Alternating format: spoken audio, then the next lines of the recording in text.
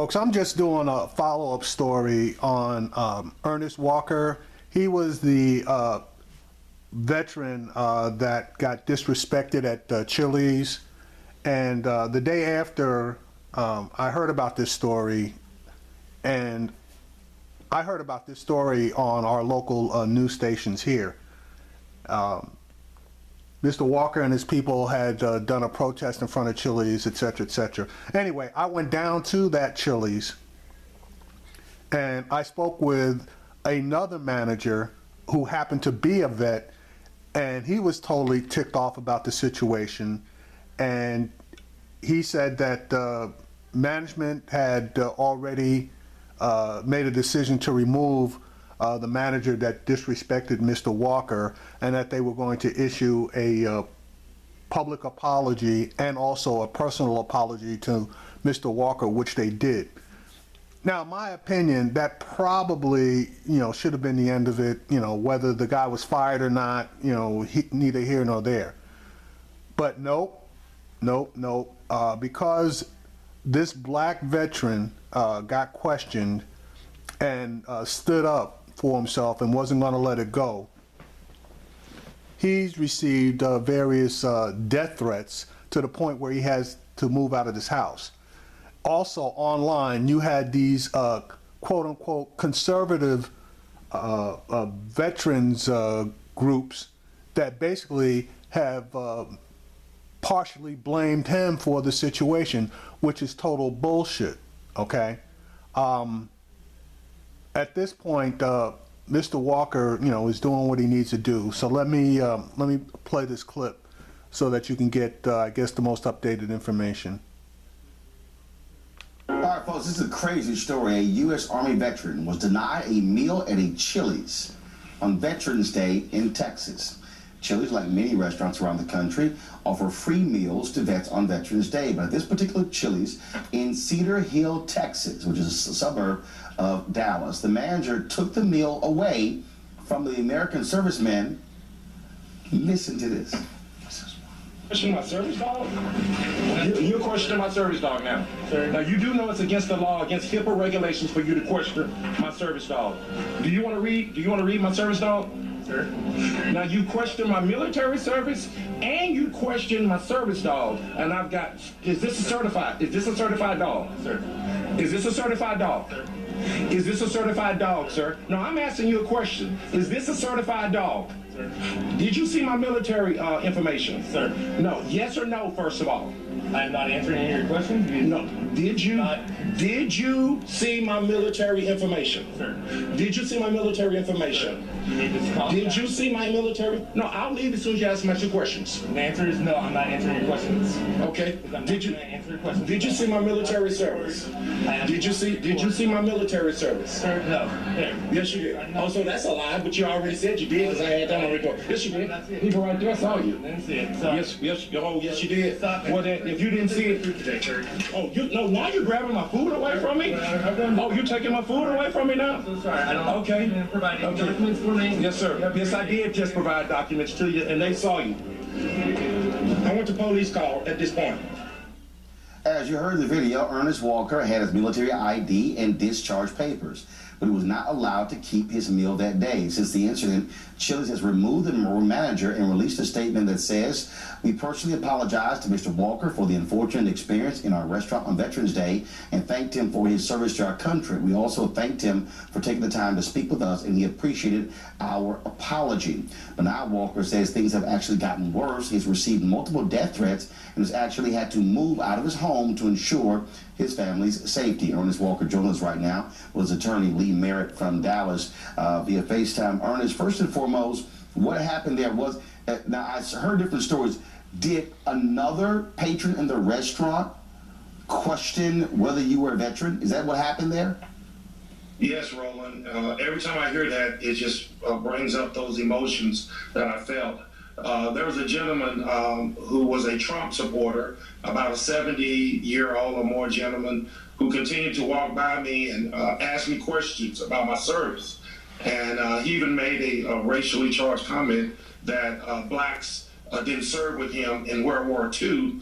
Then he walked by again as if he was going to the restroom, and then he asked my dog's name, and I told my dog was named Barack, and he did not like that, So I guess that's the worst dog name that you can have for him. And one thing led to another, and it just escalated from there. And so now you're receiving death threats? Yes, sir. Yes, sir. Let me first say I've received an outpouring of support from all over the world, but there are those who have still questioned my service. Almost like the birth certificate of the president. You show it and it's still not good enough. There are still people that are delivering packages to my house. I've received mail. I've received threats to my dog, restricted phone calls. We've lived in this house for over 18 years, and a local news outlet screenshotted my ID for my dog and broadcast it all over the world. And it was placed on Everpedia, so my address is now worldwide permanently. See, now that bullshit is wrong. At any other time, they want to at least protect some of the privacy of a person that they're doing a story on. But in this particular case, they put this guy's address on blast, okay? So now, he's got no choice as far as people know exactly, where he lives. And that puts him, his family, and his dog in personal jeopardy. And if I were him, I would have turned around and sued the newspaper for publishing that information without his permission. And they knew goddamn well what they were doing. Now, to further state, where are all the veterans groups that should be coming to this guy's rescue, okay, coming to his defense? The only thing that I saw online, and I started researching that basically the day after it happened, was that one quote-unquote conservative veteran organization that basically said that the manager was partially at fault, but he was at fault for the way he was dressed, etc., etc., etc. I didn't know that you had to dress a certain way in order to be a veteran, quote-unquote, in good standing. So in my mind, that was bullshit. So this basically just turned into some old asshole, some old racist asshole harassing this guy, and then going back to a manager who also was an asshole, who lied about seeing that this guy's discharge papers, and lied about the certification for his service dog. So this guy just wanted to fuck with him because of that old white guy.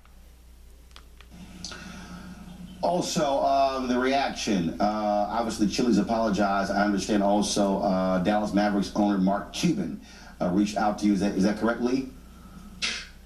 Yeah, that's correct. So he's, as he mentioned, he's received a lot of support from a national level. We believe that most Americans, at least in word, will get behind our veterans.